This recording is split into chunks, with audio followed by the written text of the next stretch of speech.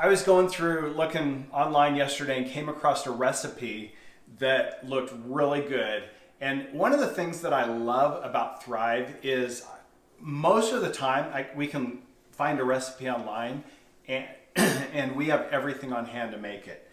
This one used butternut squash, it used quinoa, onions, chicken, tomato dices. I have all those things. You can see in the background here our pantry where we keep all of the Thrive items that we use all the time. We have a whole bunch more in our garage, a whole bunch more in our basement that we use for our long-term storage, and then we just rotate it up here into our pantry in the kitchen, and then we can, we have that on hand whenever we need it.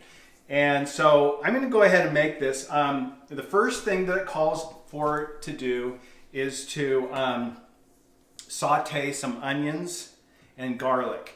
And so I've got the Instant Pot on the saute setting. You can see there it says hot. Once it says hot, it's ready. You push saute, wait for it to say hot. I'm going to put in a little bit of olive oil, and then I'm going to put in about a cup of onions. And with onions, these are freeze-dried onions, but you can just saute them. You don't need to add water first. Just throw them in there, and they'll just kind of soak up that oil, and it'll kind of just brown them and toast them a little bit. Okay, I can already smell the smell coming. I'm going to put about a tablespoon of garlic, freeze-dried garlic, put that in there. And what this does is it kind of caramelizes everything, brings out the flavors, and then when we add the water, it's going to do what's called deglaze the pan. It's going to take all those flavors and it's just going to kind of bring them up into the food. Now, you don't have to do this. You could just throw everything into the Instant Pot and just set it and go. But this toasting and then deglazing part kind of just brings out more flavor in the food. Okay, so next thing it calls for is chicken. So I've got freeze-dried chicken here. This is freeze-dried chicken slices. You could use fresh chicken if you have it on hand, but I don't. And so I'm going to put about a cup and a half of that freeze-dried chicken. I'm going to go 2 cups. 2 cups of freeze-dried chicken. And continue stirring it around. I'm going to turn off the saute setting now so that I do. When you're sauteing these dried onions and garlic, the freeze-dried ones, they will burn if you let them, if it's too hot or too long. So it doesn't take long to just kind of toast them. You can see right there how they've just kind of started to brown. That's when you know they're done. As soon as they start to brown, they're good to go. So the next thing, I'm going to throw in all the freeze-dried ingredients, okay? So it calls for about 3 cups of butternut squash. And you can see this butternut squash is already cubed. It's delicious. You can eat it dry right out of the can. I'm going to put about 3 cups of butternut squash in. There's 1, 2, 3. The next freeze-dried ingredient I'm going to put in is some tomatoes, dices. There we are again. It's just diced tomatoes that are freeze-dried. And these are just really light, real good flavor in those, lots of flavor. I'm going to put a cup of those. Dropped a few of them. So there's, and then the last freeze-dried ingredient is going to be the quinoa. But there you can see it's just all in there. Now, what I'm going to do is, when you Thrivealize a recipe, meaning taking a recipe that you find and using freeze-dried ingredients, the freeze-dried ingredients have no water. The water's been removed. So you need to add the water back in. People always wonder, how much water do I add? Well, the best thing to do is just add water. Call that the Thrive Sizzle. Just add water until the freeze-dried ingredients just kind of soak all of it up.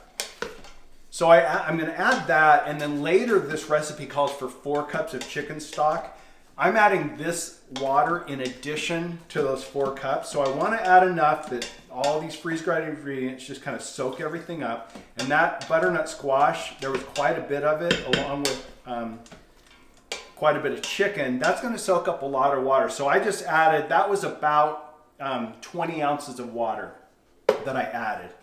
So I'll put all these numbers in the online so that you can see all of them. So you don't have to remember this and write it down. But there I've got that pretty much soaked up all of the liquid. So now I just can keep going with this recipe. Now it calls for about a couple teaspoons of oregano. So I've got my freeze-dried oregano. Great thing about these freeze-dried spices and seasonings is that freeze-dried, you don't lose any of the nutrition or the flavor through the process. Most herbs that you buy in the store are dehydrated, and dehydrating uses a heat process, which does remove a lot of the flavor and nutrients. So this is parsley. I put in the oregano. Now it's going to call for 2 teaspoons of parsley. And put that in. Next thing it calls for is 2 teaspoons of curry powder. So this is just dry curry powder. I'm going to add a couple teaspoons of that. I haven't made this yet, but I'm really excited about the flavor. We love curry. I spent a couple of years in Japan and ate a lot of Japanese style curry over there. And I like anything that's got a curry flavor. I think 2 teaspoons is just going to add a little hint of curry to this, but I think it's going to be really good. A little bit of salt, about a teaspoon of salt. I'm just going to put that out here in my hand. A little bit of black pepper. I'm going to put some ground pepper. I always like to grind my pepper right here. I don't like the pre-ground stuff. Okay. So there I am with all that in it. I've got all the water is soaked up. I've got the chicken, the butternut squash, I've got the tomato dices, everything like that in there. Now the next thing I'm going to do is I'm going to add about a cup of quinoa. This is freeze-dried quinoa. I love it because it only takes a couple of, you add it to boiling water in about a minute or 2, it's ready to go. Super light and airy. You don't even have to rinse it. It's pre-rinsed. So all I'm going to do is I'm going to put about a cup of that in there. And now this recipe calls for 4 cups of chicken broth. So what I'm going to do is I'm going to add 4 cups of water.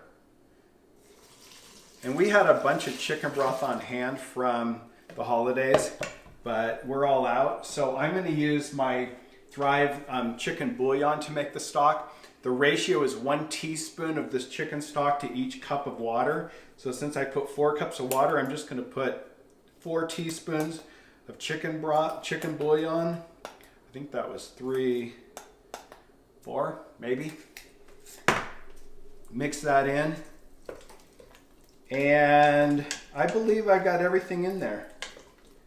So now what I'm going to do, I think just because of that quinoa, I'm going to add a little bit extra water, maybe an extra cup of water, just to get that in there. So there I've got it. You can see I can't tip it up very far. Everything's in there. I'm going to put the lid on. I'm going to close the valve. And in the Instapot, this says I'm going to take about 15 minutes. So I'm going to set it to pressure cook, high pressure for 15 minutes. And that's it. It's going to be ready to go. I'm going to let this go. I'm going to let it naturally release the pressure. So it's going to take a few minutes to come up, get up to the pressure, then 15 minutes to cook, and then probably another half hour or so to depressurize. But the prep in that, because of using the freeze-dried ingredients, A, I didn't have to run to the store to get any of them. I had them all on hand. And B, I didn't have to thaw, wash, chop, peel anything. Everything was ready to go. That's one of the things that's so nice. You need some onions, you just scoop it out of the can. You don't know, peeling, having to chop it up, getting your hands all smelly and crying. It just cuts out a lot of time, so you can make a dish like this with about 5 to 10 minutes of prep time and then let the Instant Pot do the rest. We've only had this Instant Pot for maybe 3 weeks, but we've been using it almost every day. It's really a great thing, and encourage you to try it if you don't have one. If you have one, if you don't have one, there's a lot of deals online. Almost every week, Amazon has some kind of a deal on the Instant Pots. All right, so this is done. So I let it cook on high pressure for 15 minutes. Then I let it naturally release for 15 minutes. And then I did the quick release, and it took 4 or 5 more minutes for that to release and for the little steel thingamajig to pop down. So it's ready to go. So why don't you come up over the top, Lisa, and we'll show this. Higher, higher, there you go, all the way. Okay, so there it is, little puff of steam. So there we've got the quinoa, chicken, butternut squash, tomato, all that goodness. Gonna get a bowl of this going right there. Gonna get a little bit of extra parsley, just sprinkle it on there. All right. Let's see how this tastes.